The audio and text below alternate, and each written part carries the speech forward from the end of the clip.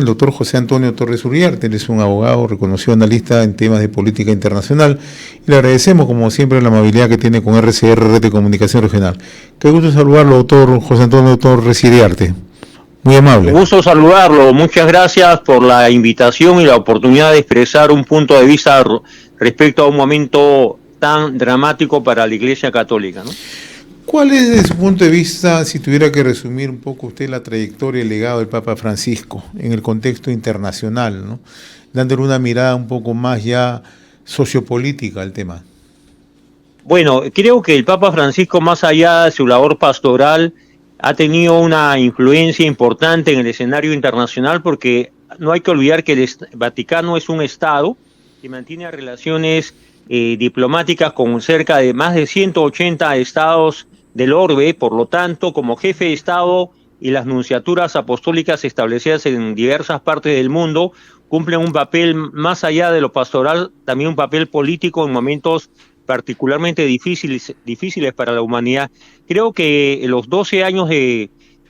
ha cumplido en el papado, el Papa Francisco ha tenido que confrontar diversas crisis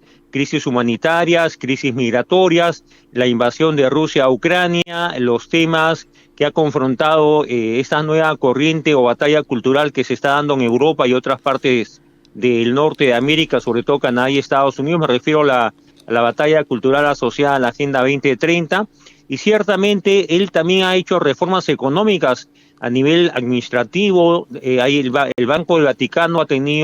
ha entrado a un proceso de reestructuración, se han cerrado cuentas bancarias de origen sospechoso, se ha promovido la austeridad dentro del Banco del Vaticano y la austeridad incluso en los estamentos administrativos de la sede del Vaticano en Roma, con el propósito de mostrar al mundo que su afán no era el lujo, el dispendio, sino por el contrario una vía austera, que lo demostró, creo, como pastor de la Iglesia en todo momento, ¿no?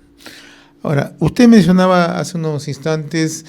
temas cruciales y que forman parte de la agenda mundial, ¿no? El tema de la conflictividad, el tema de las guerras, ¿no? Y donde le puso mucha atención el Papa Francisco, el caso de Ucrania, Rusia o lo que ocurre en el Medio Oriente, ¿no? Esta labor, este enfoque, este compromiso asumido por el Papa, ¿cree usted que de una otra manera traza un camino para que su futuro sucesor también tenga que interesarse sobre estos temas? Bueno, sí, yo creo que sí, más allá de la decisión que tomen los cardenales que tienen derecho a voto en los próximos días, la elección de un nuevo pastor de la Iglesia Católica va a marcar seguramente una nueva tendencia o afirmar la orientación, la línea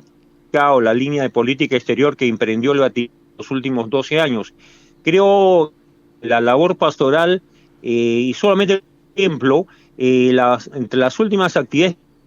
Francisco el día previo a su muerte,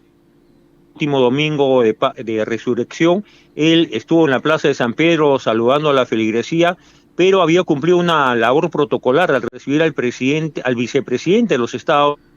en una visita oficial, y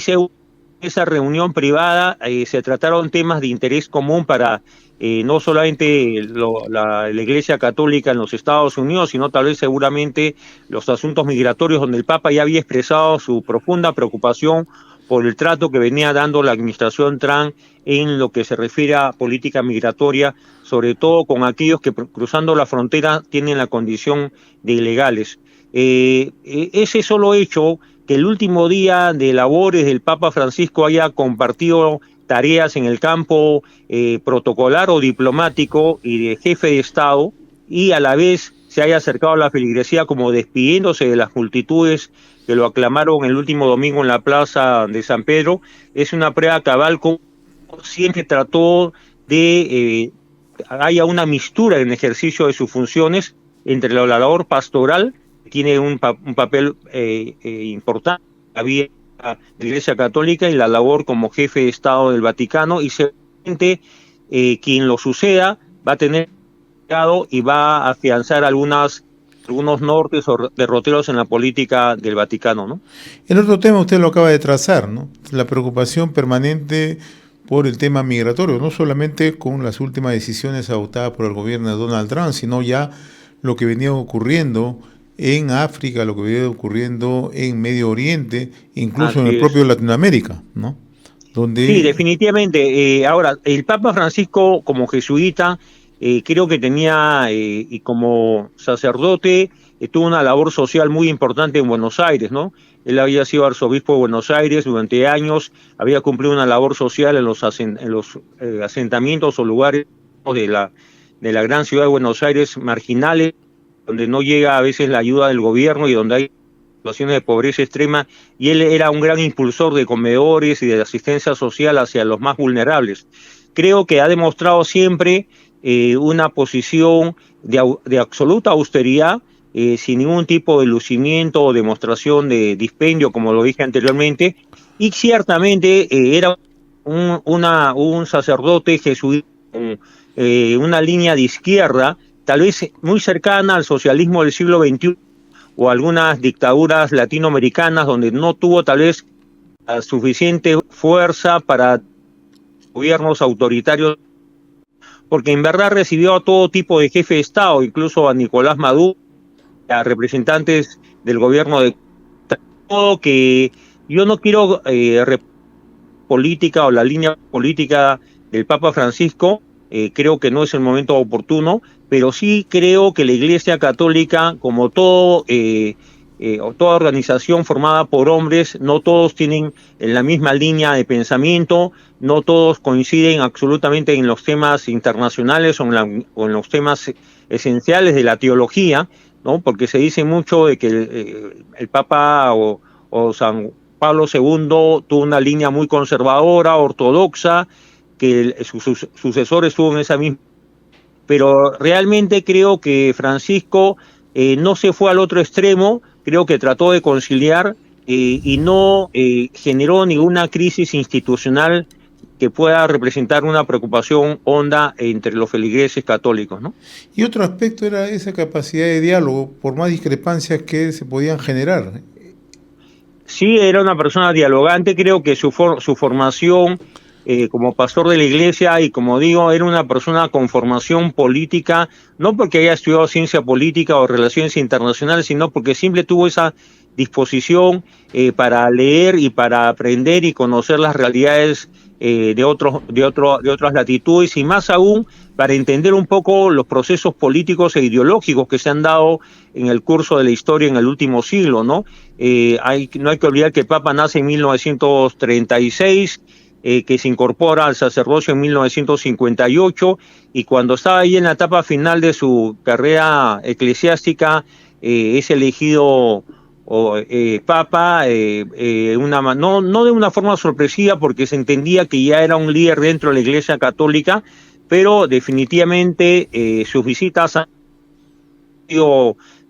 visitó Perú, Ecuador, Paraguay. Ciertamente no estuvo en su tierra natal, Argentina, y pueden haber muchas versiones por qué tomó la decisión de no volver a la Argentina siendo Papa, pero en todo caso creo que la Iglesia va a tomar una decisión, espero sabia, y el relevo debe significar un relanzamiento de la Iglesia que además debe reconocerse que la Iglesia Católica como tal ha tenido cierto segmento o peso dentro de América Latina, ¿no? En lugares, en países como Brasil, con una población superior a los 210 millones de habitantes, las iglesias cristianas o evangélicas, si cabe la expresión, han tomado tienen ahora una mayor presencia si las comparamos con la situación de hace 30 o 40 años, ¿no? Y el otro hecho que no se puede dejar de lado, doctor José Antonio Torres, es que se constituyó en el primer papa latinoamericano. Sí, definitivamente creo que la presencia de un latinoamericano, de un sudamericano en el Vaticano le